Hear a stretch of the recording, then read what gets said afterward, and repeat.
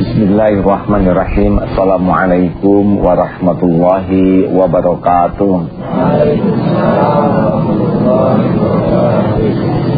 Alhamdulillahilladzi anzala sakinata fi qulubil mu'minin liyazdadu imanan ma'a imanihim. Allahumma salli wa sallim wa barik ala Muhammad wa ala alihi wa ashabihi ajma'in. Amma ba'du. Duhai Allah, jadikan apapun yang Kau tetapkan bagi kami selalu membuat kami ridho, membuat kami bersyukur. Jadikan apapun yang harus kami robah, berikan kekuatan kami merubahnya di jalan yang Engkau sukai. Berikan kepada kami kesabaran dan berikan kepada kami kenikmatan menyempurnakan ikhtiar di jalan-Mu ya Allah. Amin ya Allah ya Rabbal Alamin. Hidup tidak akan selamanya sesuai dengan keinginan kita.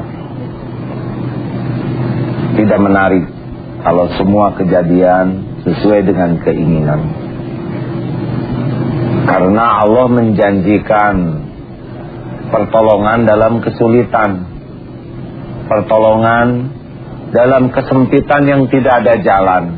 Berarti kita harus siap menghadapi berbagai episode hidup. Menjadi berat kehidupan ini kalau fokus pikiran kita hanya kepada kejadian, hanya kepada keinginan, hanya kepada peristiwa. Tetapi menjadi lebar hati kita kalau kita bisa melihat hikmah di balik kejadian. Dagang rugi kalau melihat uang sakit. Tetapi kalau tersingkap hikmah, justru uang inilah yang akan membuat kita tergelincir, bersyukur. Tertinggal kendaraan, kecewa. 1 jam kemudian tahu kendaraan ini celaka, bersyukur. Betapa banyak kita kecewa oleh kejadian, terpukul oleh kenyataan, hanya karena kita belum bisa melihat hikmah di balik semua itu. Ada tabir yang menghalangi. Inilah yang kita coba singkap dalam kajian di malam ini. Silakan Ustaz. Allah Subhanahu wa taala berfirman di dalam surah ke-8 Al-Anfal ayat 2. A'udzu billahi minasyaitonir rajim. Bismillahirrahmanirrahim. Innamal mu'minuna allazina idza dzukirallahu wajilat qulubuhum wa idza tuliyat 'alaihim ayatuhu zadatuhum imana wa 'ala rabbihim yatawakkalun. Shadaqallahul azim. Yang artinya, sesungguhnya orang-orang yang beriman itu adalah mereka yang apabila disebut asma Allah, gemetarlah hati mereka, dan apabila dibacakan kepada mereka ayat-ayatnya, bertambahlah iman mereka karenanya, dan kepada Tuhanlah mereka bertawakal. Maha benar Allah yang maha agung dengan segala firman-Nya. Al-Hikmah berkata, kaifa yashruqu qalbu suwarul akwani muntabi'atun fi mira'atihi am kaifa yarhalu ila Allahi wa huwa mukabbalun bi syahawatihi am kaifa yatma'u ay yadkhula hadratallahi wa huwa lam yatatahhar min janabati ghafalatihi am kaifa yarju ay yafhama daqa'iqal asrari wa huwa lam yatub min hawafatihi hawasi. Bagaimana akan dapat terang hati seorang yang gambar dunia ini terlukis dalam lensa cermin hatinya? Atau bagaimana akan pergi menuju kepada Allah padahal ia masih terikat, terbelenggu oleh syahwat hawa nafsunya?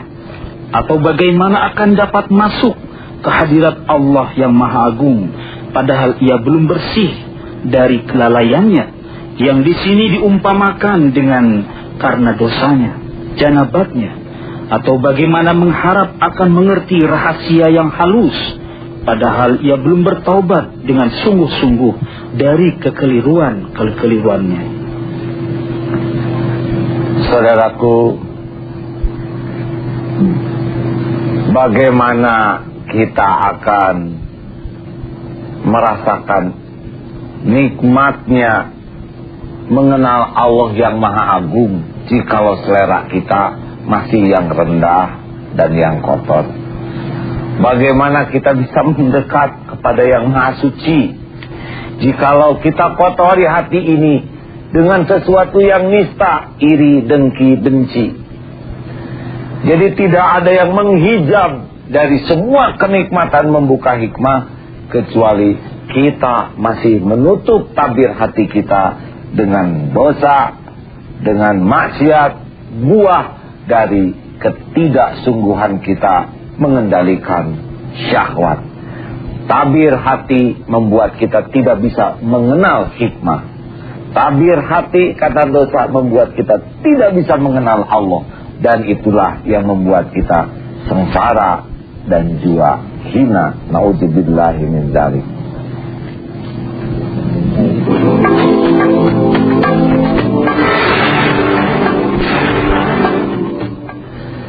Gelas bening berisi air bening,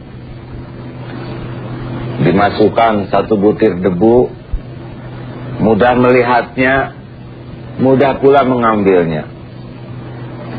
Gelas kotor berisi air kotor, jangankan debu, paku yang berbahaya saja tidak terlihat. Begitulah orang yang bersih hatinya, kalau dia berbuat salah, peka terhadap kesalahannya dan mudah bertaubatnya. Orang yang hatinya kotor oleh maksiat, jangankan dosa kecil, dosa besar saja tidak pernah dia rasakan, bergelimang sekalipun. Gelas bening berisi air bening, seberkas cahaya masuk menerangi sisi-sisi lainnya. Gelas kotor berisi air kotor, setiap cahaya tidak akan menerangi isi, apalagi menerangi yang lain. Orang yang berhati bersih, seberkas ilmu bisa mencahayai dirinya, merubah akhlaknya, membahagiakan dirinya, dan menjadi cahaya bagi lingkungannya. Orang yang berhati busuk, walaupun sekelilingnya gudang ilmu, tidak akan pernah bercahaya hatinya dan tidak membawa manfaat bagi lingkungannya. Makin bersih, makin kuat iman. Mendengar nama Allah saja akan membuat berguncang. Suara adzan, Allahu Akbar, Allahu Akbar, terasa getarannya beda. Tidak jauh seperti kalau kita mencintai seseorang. Ketika namanya disebut, getarannya berbeda di hati kita. Kita amat sayang terhadap anak. Ketika nama anak disebut, beda getarannya. Apalagi kepada Allah yang Maha segala-galanya. Berarti kalau kita kurang getaran hati ini, kita belum bersungguh-sungguh mencintai Allah. Kenapa kita belum cinta? Karena belum sungguh-sungguh mengenal Allah. Kita butuh belajar lebih banyak, memahami lebih banyak dari Al-Quran, dan mohon kepada Allah agar hati ini bisa merasakan nikmatnya. Wajilat qulubuhum, bergetar, dan itu luar biasa. Hati bersih itu pun menjadi jalan membuat seberkas cahaya ilmu dari Al-Quran membuat kita terpana. Allahu Akbar. Bismillahirrahmanirrahim. Ara'aital ladzi yukadzibu biddin. Tahukah engkau orang yang mendustakan agama? Hati itu harusnya sudah mulai gentar. Fadzalikal ladzi yad'ul yatim. Orang yang bersikap ketus, menghardik anak yatim. Langsung evaluasi. Wala yahuddu ala ta'amil miskin. Dan orang yang enggan mengajak orang lain memperhatikan, memberi makan kepada orang miskin. Takut kita ini harusnya. Sampai sejauh mana kepedulian kita kepada orang-orang miskin. Fawailul lil musallin alladzina hum an salatihim sahun. Celaka orang yang sholat dan lalai dalam sholatnya. Ini juga membuat guncangan harusnya. Mengevaluasi sholat kita. Alladzina hum yura'un. Dan yang celaka itu orang-orang yang riya. Tegang lagi. Harusnya ketegangan ini bukan tegang jelek. Ini adalah tegang mulia. Karena tegang takut melakukan kesalahan di jalan Allah. Bukan takut kehilangan uang, tapi takut kehilangan berkah. Ini boleh tegang. Bukan takut tidak punya penghormatan dari orang lain, tapi takut tidak bisa menghormati keagungan Allah. Itu yang boleh tegang. Oleh karena itu, makin kita memahami dengan niat bersih, insya Allah ayat-ayat Allah akan mengguncangkan hati kita. Wa yamna'unal ma'un. Dan orang yang enggan menolong orang lain dengan barang yang berguna. Allah menciptakan kita lengkap dengan nafsu. Berbagai jenis nafsu. Kalau dalam bahasa Indonesia ada nafsu makan. Walaupun syahwatnya ini berbeda dengan pemahaman bahasa Arab. Kalau tidak ada nafsu makan, berat. Ada juga amarah, nafsu amarah. Penting, orang yang tidak punya marah tidak bisa membela. Tapi orang yang diperbudak marah itu yang menjadi hina. Istri disentuh orang lain harus sebagai suami punya izzah, punya harga diri untuk marah. Agama digempur, kita harus punya kemarahan untuk membela. Lihat orang yang zalim, kita harus punya kemarahan untuk menegakkan yang hak. Syahwat perlu. Kalau tidak ada, tidak akan menjadi bagian kehidupan yang indah. Tetapi diperbudak syahwat atau tidak halal, itulah. Maka nafsu tidak jadi masalah. Yang jadi masalah adalah tidak mengendalikan nafsu. Kuda kalau dididik, dilatih, dia bisa membawa manfaat. Persis nafsu juga begitu. Nah, bagaimana supaya bisa mengendalikan nafsu? Untuk tahu saja, nafsu itu senangnya menjauh dari Allah. Dia ringan untuk berbuat maksiat dan berat untuk berbuat taat. Itu tabiat nafsu. Jadi hati-hati kalau kita tiba-tiba senang sekali berbuat sesuatu, harus mulai ada rem. Karena kecenderungan berbuat maksiat, perilakunya begitu. Dan nafsu itu tidak pernah sebanding antara nikmat dan resiko. Naudzubillah, kita pernah dengar orang yang memperkosa. Itu kesenangannya tidak berapa lama, tapi dia melakukan perbuatan terkutuk. Sama dengan orang yang berzina. Allah sudah ciptakan nafsu itu tidak pernah lama. Bahkan nafsu makan sekalipun. Es krim itu nikmat, tapi kalau sedikit dan sebentar. Sekarang makan es krim terus menerus setiap waktu, hilang itu nikmat. Tapi resikonya kalau orang tidak bisa mengendalikan diri, berbagai penyakit, berbagai maksiat. Nah, dengan kesadaran bahwa nafsu yang diridhoi Allah disebut nafsul mutmainnah. Inilah yang kita pelihara dengan ilmu. Tahan, renungkan, apakah ini disukai Allah atau tidak. Kalau tidak, pasti besar resikonya, sedikit yang disukainya. Akankah kita gadaikan kehormatan hanya karena kesenangan yang tidak seberapa? Minuman haram itu selalu sedikit, tapi kenistaannya yang panjang. Mengendalikan diri dari nafsu yang salah, selain membersihkan hati, membuat hidup selalu akan terhormat. Dan itu pun bagian yang akan membuat hati kita selalu bergetar bila mendengar nama Allah dan ayat-ayat Allah. Mudah-mudahan Allah mengaruniakan hati yang selalu bening. Amin ya rabbal alamin. Ahli hikmah berkata, Al-kaunu kulluhu zulmatun wa innama anarahu zuhurul haqqi fihi. Faman ra'al kauna wa lam yashhadhu fihi aw indahu aw qablahu aw ba'dahu faqad a'wazahu wujudul anwari wa hujibat anhu syumusul ma'arifi bisuhubil athari.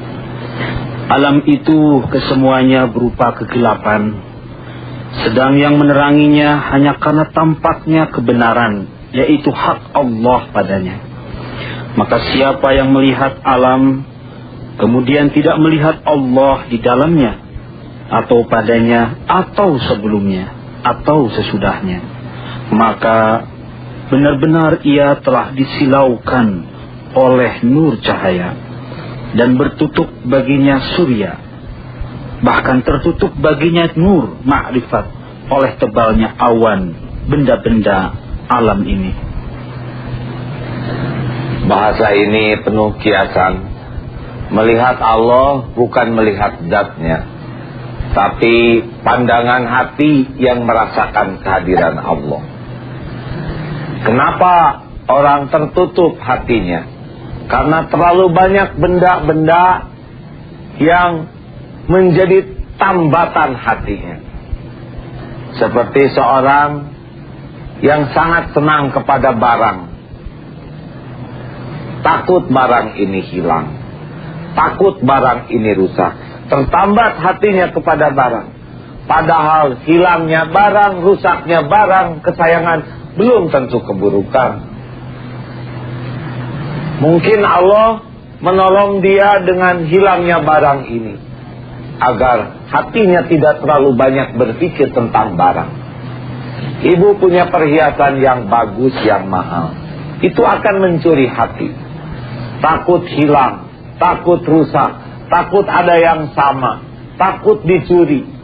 Ini memakan waktu, memakan pikiran, memakan perasaan. Padahal waktu yang paling berharga adalah ingat kepada Allah yang memberi rezeki. Berapa banyak orang yang tersita hanya sebuah gelang dibanding dengan perhiasan keyakinan kepada Allah yang amat dahsyat. Oleh karena itu, kalaupun kita memiliki dunia ini, boleh miliki apa saja yang halal, yang diizinkan, tetapi jangan pernah mencuri hati ini. Semuanya hanyalah titipan. Lillahi ma fis samawati wa ma fil ardh. Semua milik Allah. Biasakan itu, sehingga kita tidak menjadi sombong dengan adanya, dan tidak berat ketika diambil oleh pemiliknya. Percayalah, semakin mahal, semakin bagus, semakin berharga dalam ukuran dunia, kalau tidak hati-hati bisa menjadi tabir. Biasakanlah, selalu biasakan. Semua hanyalah titipan, semua hanyalah milik Allah, semua hanyalah dalam kekuasaan Allah. Ada dan tiada hanya menjadi amal kalau benar dalam menyikapinya. Ketika ada, kita bersyukur penuh kerendahan hati. Ketika tiada, kita bersabar. Maka ada dan tiada tetap membawa manfaat. Beda dengan yang tumpuannya hanya benda, dia tidak akan bisa mengenal Allah. Cemas hanya karena cemas, takut rusak, takut hilang. Padahal rusak itu ada ajalnya. Mudah-mudahan kita dikaruniai oleh Allah tubuh yang lekat dengan dunia, tapi hati lekat dengan yang mencipta dan memiliki dunia berikut isinya. Allahumma salli wa sallim wa barik ala Sayyidina Muhammad wa ala alihi wa ashabihi ajma'in. Duhai Allah yang menguasai langit dan bumi, yang menciptakan diri-diri kami, yang mendetakkan jantung ini, yang memberi nikmat yang tiada bertepi. Engkaulah yang menciptakan, mengurus diri kami setiap waktu. Rabb, bukakan hati kami agar selalu sadar bahwa diri ini milik-Mu. Jangan biarkan kelebihan yang Engkau karuniakan membuat kami ujub, ria dan takabur. Melainkan golongkan kami menjadi orang yang selalu tawadu. Rabb, jangan biarkan pemberian-Mu memperbudak diri kami. Betapapun dunia Engkau berikan kepada kami, jangan pernah biarkan dunia ini mengisi hati ini. Cukupkan hati kami hanya Engkau, ya Allah. Hanya Engkau.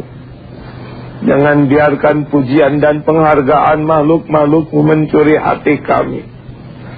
Jangan biarkan kedudukan mencuri hati kami.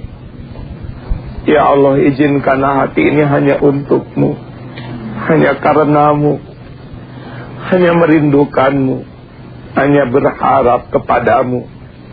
Tiada Tuhan selain Engkau, wahai pencipta kami. Tiada Tuhan selain Engkau, wahai tujuan kami. Hasbunallah wa ni'mal wakil, ni'mal maula wa ni'man nasir. Rabbana atina fid dunya hasanah wa fil akhirati hasanah wa qina adzabannar. Alhamdulillahi rabbil alamin. Saudaraku yang budiman, segala sesuatu yang dicapai dengan kegigihan, nilainya akan sangat tinggi. Begitupun kegigihan kita mengendalikan hawa nafsu kita agar tidak mencintai dunia ini, insya Allah akan diganjar dengan yang sangat tinggi. Hati yang tersingkap, mengenal, mencintai dan merindukan Allah subhanahu wa ta'ala. Amin ya rabbal alamin. Wassalamualaikum warahmatullahi wabarakatuh.